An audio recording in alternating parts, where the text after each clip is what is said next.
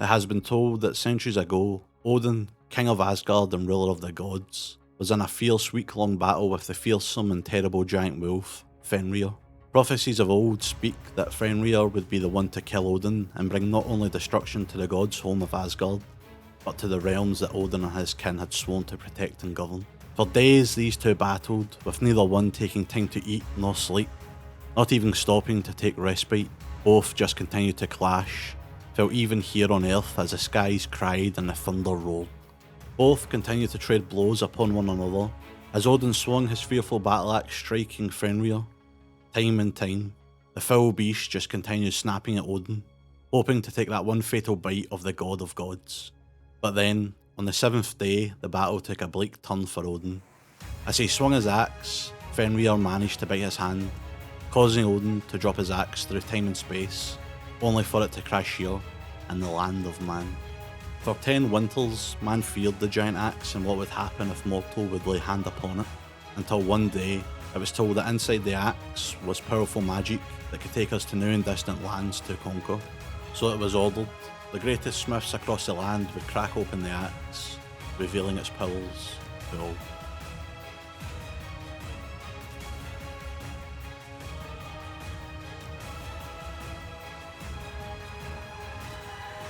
So I hope you all like the portal, and please let me know in the comments what you think. It's the first time I've ever built a portal or really anything like this in Minecraft before, so any comments, critiques, criticisms, please feel free to share what you think. But now we've got this up and running, let's go through to the Nether and get ourselves connected up with the Nether hub. So I thankfully brought some spare cobblestone, and it looks like we're going to need it because we're right above a lava lake, it appears. And I'm just going to take a couple minutes to get this all cleared up.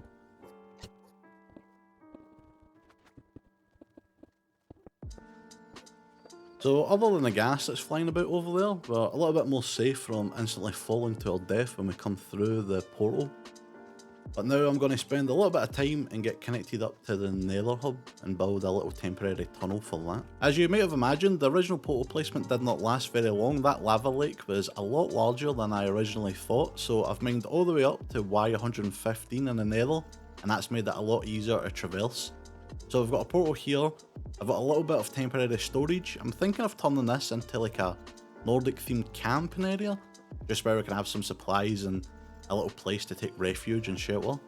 And this goes down to just a little area of mine to get up here. Then if we come over all this way, we can get ourselves to the Nether hub.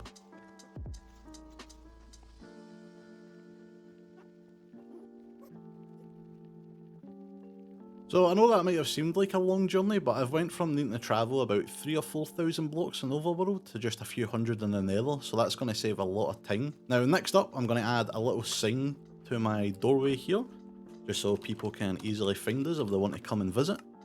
Then to be a bit different, I'm going to use some red dye and some glow ink to light that up. Now what we're going to do next is we're actually going to pay a visit to the Daybound village because we need to go pick up a gift that was left there for us. Hey everyone, how you all doing? Merry Christmas to you all. Merry Christmas. Merry Christmas. Merry Christmas. Merry Christmas. Merry Christmas. As you can see, there's this giant tree that Granville asked me to build here in the village, and he's put a bunch of presents underneath for us all. I believe there's one for each of us. So we can open it one at a time, or we can just go ham and all open it together. Well, I like ham. Let's do it together. So everyone, Alright, find go a ahead. present. Oh, where's mine? Oh, it's here. One's there. Okay, See. oh, Ari's not here, sadly. What's it? Oh Ooh, wow, my very Mm. first shulker box. No, I'm joking. Yay. awesome. hey, What's he congrats. giving us? What's he Hey, giving us? Marks. Here, the whole box? Marks, by saying, oh, this is nice. Thank you so much. Ooh. Marks, by saying ham, did you mean chops? No, definitely not chops. The chops are safe. What did everyone get? Hey, Money. I finally got some diamonds, guys. Diamonds. Rich. Woohoo. Granville's rich. Hey. Wait, so Granville's giving us all diamonds. So is Granville's rich? Thank you, Super Granville. Maybe Suppose so. Maybe he finally sold some plots in the village. Well, no, he was selling us for emeralds. So he must just have like a secret hoard of diamonds or something. I guess diamonds Awesome. aren't much use to a It's a villager. villager. Yeah, I guess. I want the green stones. So we're all a little bit richer. Awesome. Yay. All Just a thanks to little bit. Grenville. And then we're gonna spend it all at Marx's bookshop. And as Skippy prophesised, we're over here at the Grand Library about to spend all of our diamonds on Marx's books. We're going to grab 1, 2, 3, 4, 5, 6, 7, 8, 9 mending books. 1, 2, 3, 4 efficiency books. 1, 2, 3, 4, 5, 6, 7, 8, 9 unbreaking books. 2 silk touch books. 1 aqua infinity book. 3 protection 4 books. 1 fire protection. A respiration book. A depth strider book.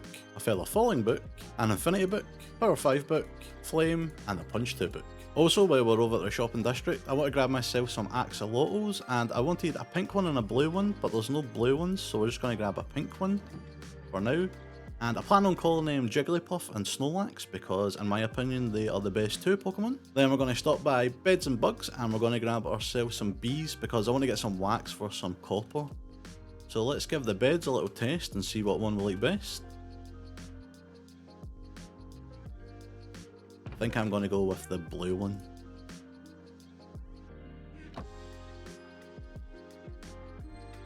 And we get a nice little relaxing song. Then before we leave, I'm going to stop by Lee's store, the Detonation Depot, and I want to grab some fireworks because hopefully in this episode I'm also going to grab myself an Elytra. So just before I head home, I wanted to show off the Nether hub that connects to the portals to the shopping district.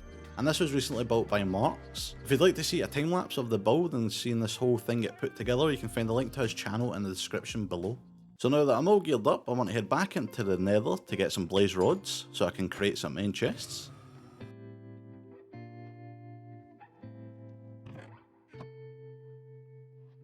And now that I have an ender chest, I want to go into the end to get myself some shulker boxes and an elytra.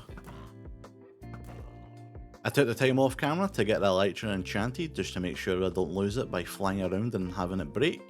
I ended up walking away with just over a stack of shulker shells, which is very nice and one of the main things that I wanted. And on top of the elytra and the shulker shells, I also got some diamonds, diamond tools and armour, some iron armour, mob heads that I can use for decoration, as well as some various end blocks that I can also use for decoration, which is very nice. So now that we're fully geared up, what's the plan for our next task? Well, we're going to do what every geared Minecraft player does. Vote in a book writing competition, of course. There were 3, a story by Lee. There were 3 of them. They say all the things that come in threes, as they will. They were hard to perceive, moving about like dust caught in a sunbeam. Clinging to existence, sparkling in the light one moment and lost to the shadows the next. Wayward minds searching for a spark, a lifeline to ground themselves in reality. How far do we go from here? One asked, voice an ethereal whisper among the darkness. The other 2 turned their gazes, searching the first for understanding. 3 wayward souls moving about, searching for what? Echoes burning for memories that were lost as swift as water through a sieve. Nothing to ground them, nothing to tether, left to float amid the shadows. But what were shadows without light to cast them? Nothing but darkness, lost among 3, floating in the dark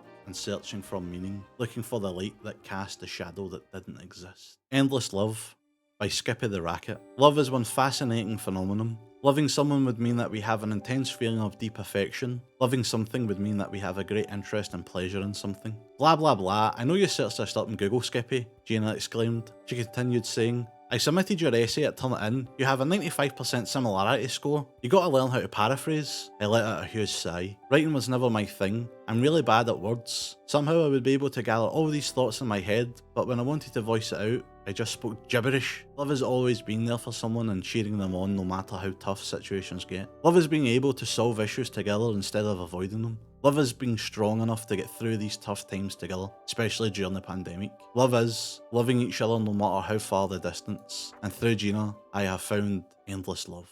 3 Bunnies and the Stolen Pumpkins by Bunny Crafts. On the first day of fall, it is tradition for all of the bunny children of Daybound Valley to pick pumpkins from the village's pumpkin patch. 3 very eager bunnies got up extra early to pick the best pumpkins before anyone else woke up, but when they got there, it seemed that they weren't alone. Through the thick fog, they could see a hooded figure loading up all of the pumpkins into a horse wagon. When the figure noticed the bunnies, they quickly got on their horse and rode away, fleeing the area. The bunnies were so happy to take the pumpkins home. They hopped onto the wandering trader's cart and made the journey back to their people. They The Daybound villagers cheered as they saw the 3 bunnies had made their way back with all the stolen pumpkins. The pumpkin festival was back on, and the 3 bunnies had saved the day. Second Life by Mark's Craft. Many years ago, there was a man who was more than met the eye. On the surface, he looked ordinary. He was tall, maybe 6'2", and quite lean and bald. He wasn't the most attractive, but neither was he ugly overall.